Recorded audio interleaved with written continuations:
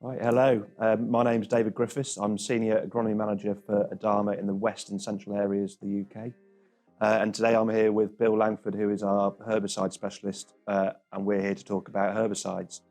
And Bill, we've had a fairly challenging autumn and winter with the wet conditions. There's a huge variety of crops and different sort of qualities of crops that we've got in the ground. And certainly in my area and across the UK, we're getting lots of questions coming in about various scenarios that we've got.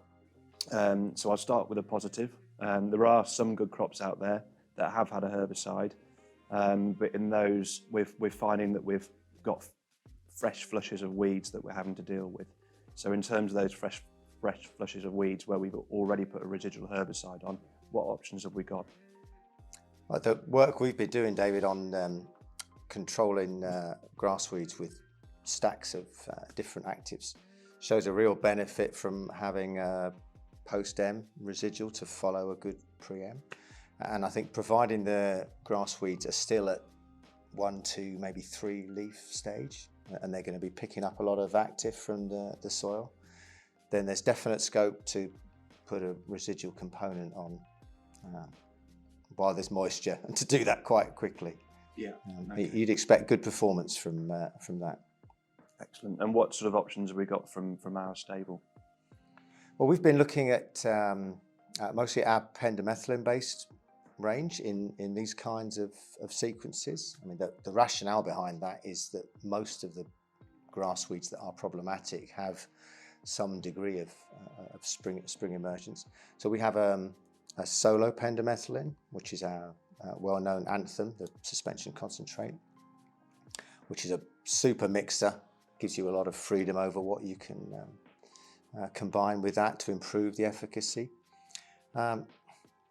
Anthem, unfortunately for wheat growers, since wheat was reclassified, spring wheat was reclassified as a major crop, we have lost the off-label, so that cannot be used on wheat that's drilled after the 1st of February. However, we have a range of other pendimethalin products, Tower, Tribal, Omaha 2. We also have our DFF Hurricane, all that can be used on a wheat that would be classified as spring. Okay, and we can come on to spring cropping again in a few minutes' time. With the crops that have been drilled in late January and possibly wheat crops still going in now, an important consideration is seedbed quality when it comes to residual herbicides. So just talk to us a little bit about that and some of the guidelines. Yeah, so seedbed quality affects performance in 2 ways. The first is the better quality seedbeds will almost always give improved herbicide performance. That's related to the distribution of AI, but it's also how evenly the weeds emerge. But secondly, if the seedbed doesn't look great, then you need to be careful about the caveats that come with residual herbicides. So all of the labels will have a minimum of 25 mil on the drilling depth to minimise crop safety effects. Several products have 32 mil as the advice. So I think for seedbed, it is important just to quickly check the drilling depth of the seed and consider how much you can consider how much AI you actually put on in the end, because you do also want that crop to get away, because crop competition ultimately is a big part of weed control. So that's the good crops dealt with. There's obviously some more challenging situations. There's some crops that look okay but haven't had a herbicide, and then we've also got situations where crops went in not into ideal situations, thin, patchy. They're going to survive, but they're going to need dealing with in terms of herbicide applications. Some are going to have weeds in them, good strong weeds, and there's also going to be some that were later drilled with smaller weeds. So what options have we got there? That's a whole load of difficult circumstances. I think most important thing is to consider the weed size. And at the same time, you would overlay that with any knowledge you have of the resistance status of the weed species. And coming back to grass weeds, those scenarios generally are very difficult for the agronomist and farmer. Beyond 3 leaves, you're not really picking up enough AI to make the residual as effective as one would like. So then after that stage, you have some really difficult considerations, starting with the resistance status. Believe it or not, some populations are still sensitive to FOPs, so Topic will actually be effective on blackgrass it's a single figure percentage, but in some cases. ALS products, mesosulfuron based products, will work on a certain percentage, so they are part of the toolkit. But you've got to face up to the fact that the majority of contact herbicides are not working very well at all on their own. There is scope to combine them with some residual, but as I say, once those weeds are getting a little bit big, you're not going to see great performance. So the toughest scenario is where the weeds are more than 3 leaves, once they're tillering. So if we've got weeds, whether it's brome or ryegrass or blackgrass, that are bigger than 3 leaf, we're obviously going to be considering a contact herbicide. In situations where we haven't put a residual on yet, is it still worth putting a residual on to those crops? It is, and I think that's partly because you would expect some other weeds, and residuals will also often control a number of broadleaf weeds, are maybe still yet to flush and will come in the spring conditions. So if you're going with a mesosulfuron or a peroxylam that are very strong ALS grassweed actives, they would fail to control poppies or chickweed or mayweed in some cases where there's resistance. So having a pendimethalin component can help with that. And anthem is the most straightforward combination to use in those circumstances. Wild oats, and for that matter tame oats, can be quite a problem in the spring, maybe even more so with some of the thin crops that we've got this year. So just talk to me a little bit about Topic and some of the best use guidelines. Well, Topic is the good old standard for wild oat control, and in the main still works incredibly well, and right up to GS41 of the crop.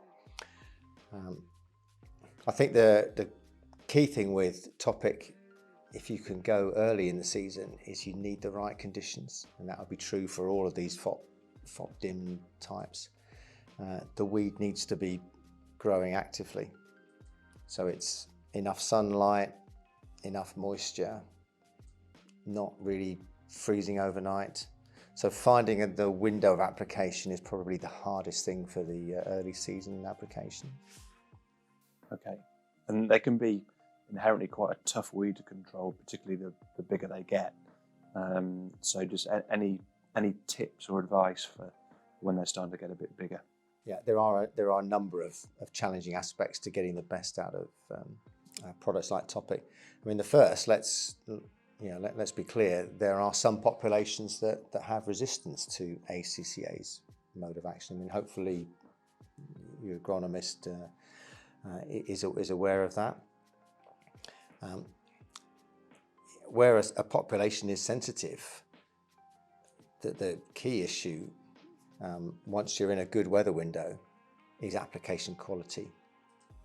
So these products get into the leaf quite well, but you need as much on the target plant as possible. So having a sensible application speed, using an appropriate nozzle that will get the best penetration into the canopy, using a volume that's appropriate. So for example, early on, 100 litres a hectare, absolutely fine. As the crop canopy gets bigger, you really want to be pushing that to 200 litres to get more penetration into the canopy. And I think lastly, there's just, if you're going really late in the season, I mean, and this can be a difficult moment for control with these modes of action, If the wild oats are clear of the crop, it can be better to go to a T3 type style where you go back to a lower application volume to get most of the product into the top part of the canopy. Right. Okay. Yeah. No, that's really useful, and we get quite a few questions about rate of topic as well. So just talk to me about the rates that you should be using and the options with rate. So Topic is a herbicide that does benefit greatly from an adjuvant, and it's got a full label rate of 0.25 litres a hectare if no adjuvant is used. Actually, if you use the an oil adjuvant that's or other that's suitable for Topic, you need to drop that to 0.125 litres a hectare, and I can assure you that it works exactly the same as it would do at 0.25. Yeah. Okay, thank you. That's really useful. And if we move away from grass weeds for a minute, a problem broadly of weed that I get asked about a lot is groundsel, where we haven't had an autumn herbicide application. What options have we got where groundsel can be a problem? Yeah, so groundsel is tricky. It's tending to flush over quite a long period of time. Chlorotolerant based products, Tower and Tribal, have very good efficacy pre-em or very early post. That starts to decline as the groundsel gets more established, but it can still be useful in checking the weed, allowing you to come back later with a hormone product or with a metsulfuron product that would knock that groundsel on the head. Okay, great. Obviously, in some cases, nothing has gone in at all yet, so the options for growers, we're either looking at late drilled winter wheat or spring barley. So if we start with late drilled winter wheat, what herbicide options have we got there? Where in some cases it will have been drilled in January. There will be cases where we've also drilled a winter wheat variety in February. So for January, generally a lot of options. There are going to be some of the residual herbicides that will have dates on them where it must be used by end of December. So you'd need to check the brand labels. We're very fortunate with the labels we have in Adama, generally extremely flexible. So up until the 1st of Feb, when wheat drilling becomes classified as spring, we have a lot of options. Past 1st of Feb, those options diminish quite considerably. As I mentioned, with our pendimethalin range, there is a difference here that we have Anthem no longer can be used on spring wheat because it's lost its off-label. But with Tower Tribal, Omaha, 2 Hurricane, you can still apply to winter wheats planted after the 1st of Feb. Lots of options for good control there. Mixing in with flufenicets, there are some flufenicets now that have good labels on them, allow you to apply to spring wheats. So lots of choice, I think. Okay, excellent. And then with spring barley, where growers can get hold of seed, because obviously it's going to be in high demand. There's obviously different drilling dates that you can look at with spring barley, early or late, depending on your soil type and ground conditions. But what options have we got when it comes to spring barley herbicides? Yeah. So spring barley compared to spring wheat, the options are open back up again. You've got quite a good product choice, and really you're just looking for a brief window of control. The tendency for most weeds is that they can be outcompeted by spring barley. You just need to get that crop established. So it's a balance between enough weed control to check the weeds and let the crop get away without doing too much to hold the crop back. So I think for the earlier drill crops where there's generally a fair bit of moisture, I'd be looking at pre-em heavy residual components. That said, our work shows that having a combination of active ingredients is more effective than going at full dose with just 1 or 2. And that's because blackgrass, ryegrass particularly are mostly metabolic resistance in the way they become insensitive to herbicides. So hitting those systems with a number of actives does a better job in suppressing them and getting better weed control. But I would tend to dial back the rates a little bit on spring barley, just to make sure that you get a combination of actives, get your best control, but you don't check the crop, particularly if it suddenly goes dry. So I think with our range, something like 2.5 litres of anthem, which is 1,000 grams of pendy, using Hurricane, 60 grams AI, and then putting in a flufenicet, one of the ones that has that spring approval at their label rate. That's a good combination to get the crop away well without holding it back. Okay. And what about timing? We've just got pre-emergence or early? Yeah, that's a really good point, David. So in autumn applications of residuals, we are finding, providing you pick the right actives, that there's a lot of benefit from going maybe even a month after the preem. So as long as the weeds remain small or are yet to flush, there's some great activity that comes from residuals in the autumn, but of course you tend to have much more moisture. The difficulty with that approach in the spring, where we've looked at wave timing, is the preem is typically better performing than peri or post. And we put that down in general, it's the fact that soil moisture is always declining. In the main, it's declining. Okay. So big difference for spring barley. I would always have preem top of mind as the first choice application. Yeah. Okay, great. Okay, Bill, so in essence, we've got a really wide variation of situations this season, from wheat with no herbicide, spring barley potentially going in, there may even be rye, triticale. What sort of flexible solutions have we got where something will fit all of these situations?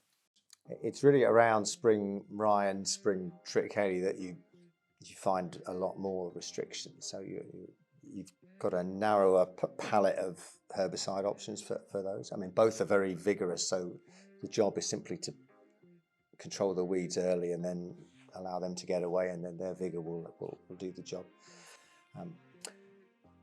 In our portfolio, our DFF Hurricane can be used on rye and trit. Probably the most exciting thing we've got, which is versatile, is the Tower Tribal, which are our chlorotolerone-based products. And these have recently got approval for use on spring rye and spring triticale specifically. And if you're in annual meadowgrass type situations, that's all you need. Okay, and it's got a really wide weed spectrum anyway on the label. Are there any spring germinating weeds in particular that, although not on the label, we still have good activity on? Yeah. So, the reason for weeds to appear on a product label is you need a large number of trials to make a claim. And in fact, when I looked at the dossier for Tower, we have very good control pre and early post for Groundsel. Actually, the fat hen control is good. So in general, not a big weakness on spring germinating weeds. So a really good sort of one can fits many scenarios. Yeah, no, that's good. Okay, Bill. So another alternative crop for this spring will be maize.